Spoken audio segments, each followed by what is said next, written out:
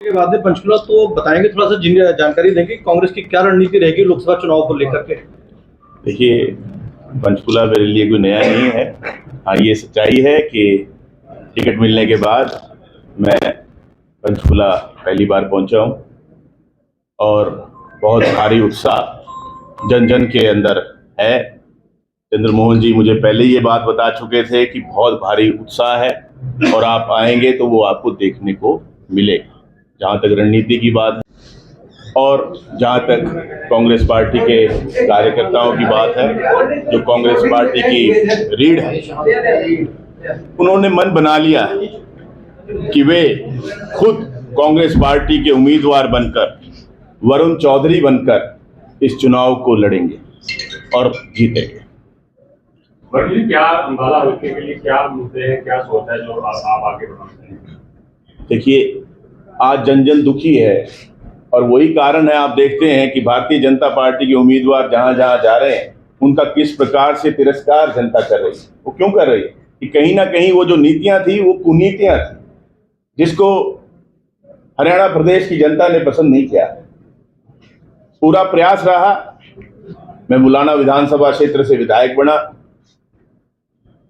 200 के करीब प्रश्न लगाए, ध्यान आकर्षण प्रस्ताव लगाए, बहुत से विधेयकों पर चर्चा करके उनको प्रदेश हित में बदलवाया कि कोई सी एक मुद्दे पे नहीं रहा। और जब मैंने चुनाव लड़ा था जी, तब यही बात रखी थी कि आपकी आवाज को विधानसभा में गुंजवाऊंगा, जो एक विधायक का कार्य होता है। और यही आज आश्वासन दिया है कि जब लोकसभा में मुझे अंबाला लोकसभा की जनता, अंबाला लोकसभा के वासी पहुंचाएंगे, उनकी आवाज वहां गूंजेगी, वहां पर मौन व्रत धारण करके नहीं बैठूंगा।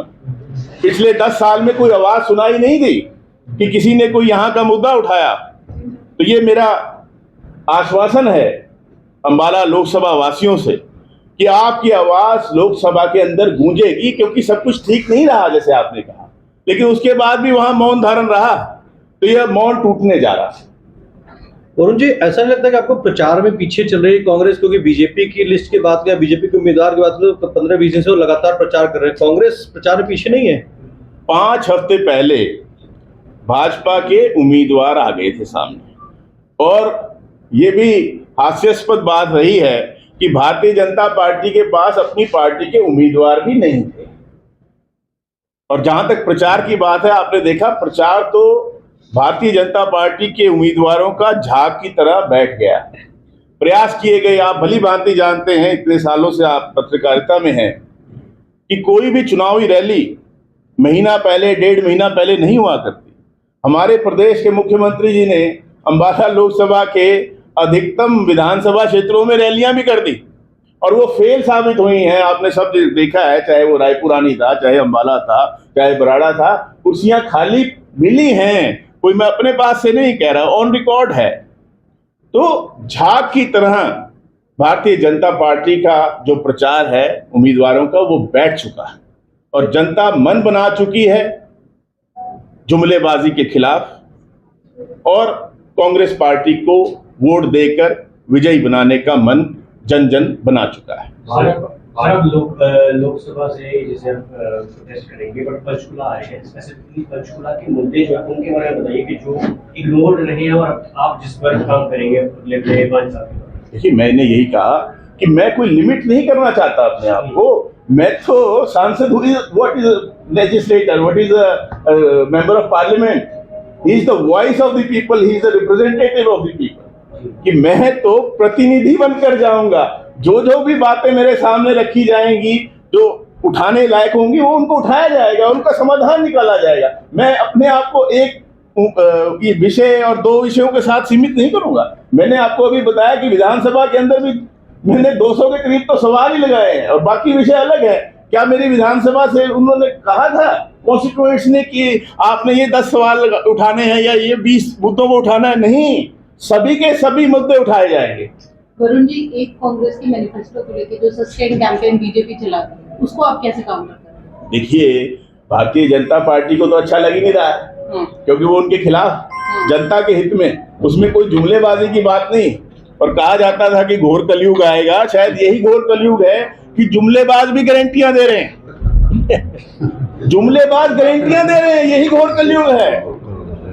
कांग्रेस पार्टी ने जो कहा है करके दिखाया है और आगे भी करके दिखाएगी। वरुण जी, आप किसानों के बीच में पहुंचे हैं, उनसे बात हुई है?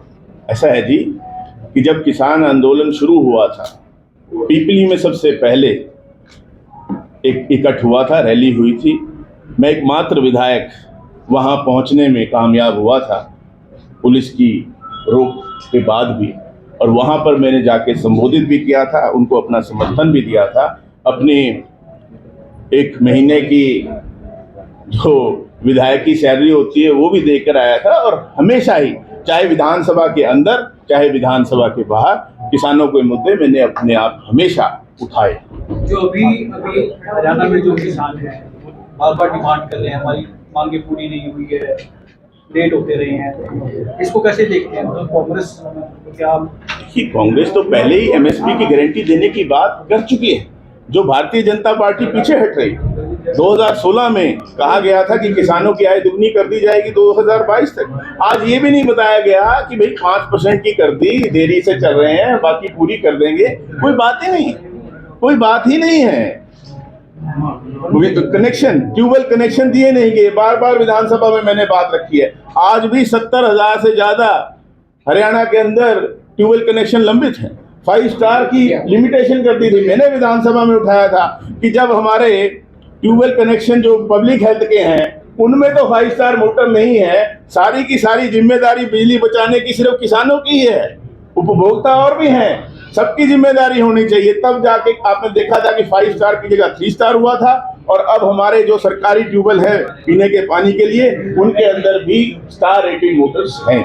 पूरे हरियाणा में सेकेंड ऑफ मई को नामांकन पत्र भरा जाएगा। हरियाणा में आम आदमी पार्टी का आपको पूरी तरह से समर्थन नहीं है और इंडिया गठबंधन का अनाउंसमेंट भी हो चुकी है, लेकिन किसी भी कांग्रेस के मंच पे आम आदमी पार्टी नहीं दिख रही है, खुले तौर पर वो आपका समर्थन कर रही है। देखिए, कल भी मैं यमुनानगर और जगाधरी में था, वहाँ से जो हमारे आम आदमी पार्टी के वरिष्ठ नेता हैं श्री आदर्श पाल जी, उन्होंने जितने भी हमारे कार्यक्रम थे, चाहे वो दफ्तर का उद्घाटन था चाहे और कार्यक्रम थे, वो वहाँ भी साथ रहे अपने सभी नेताओं के साथ, और उसके बाद उन्होंने अपने निवास स्थान पर भी एक बहुत बड़ा कार्यक्रम जो है सभी कार्यकर्ताओं का रखा था, और आश्वासन दिया कि सब जो है मिलजुल कर ये लड़ाई लड़ने में जा रहे हैं। आपने बहुत अच्छा कार्यकर्ता और सम्मेलन किया है, उसमें क्या संदेश दे रहे हैं कार्यकर्ताओं? कार्यकर्ताओं की आवाज पर ही मुझे उम्मीदवार बनाया गया। यहां से आवाज, अंबाला लोकसभा वासियों की आवाज दिल्ली तक गई है, तब मुझे उम्मीदवार बनाया गया। तो नामांकन आप कब करेंगे, और क्या पंचकुला में या पंचकुला विधानसभा क्षेत्र में अपना कार्यालय खोलेंगे आप? जी हाँ, जल्द ही। नामांकन की तारीख कब रहेगी आपकी? 2 मई को नामांकन पत्र भरा जाएगा और कार्यालय 1-2 दिन में जल्दी ही खुल जाएगा। Thank you.